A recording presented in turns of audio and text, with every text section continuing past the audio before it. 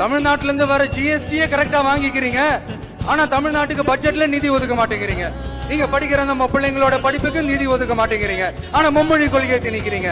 Delimitation என்ற பேர்ல தமிழ்நாட்டோட பார்லிமெண்ட் சீட்ஸ்லயும் கேள்வி வைக்க பாக்குறீங்க.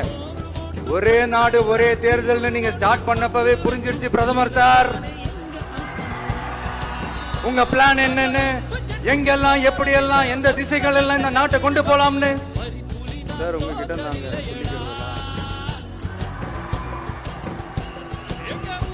தமிழ்நாட்டை கொஞ்சம் கேர்ஃபுல்லா ஹேண்டில் பண்ணுங்க சார்.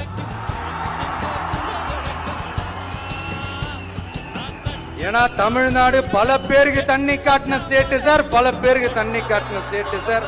பார்த்து செய்யுங்க சார், மறந்துடாதீங்க. ஒவ்வொரு வீட்டோட உச்சிலையும் தமிழக வெற்றி கழகத்தோட இரட்டை போர் யானை, பாகை மலர் கொடி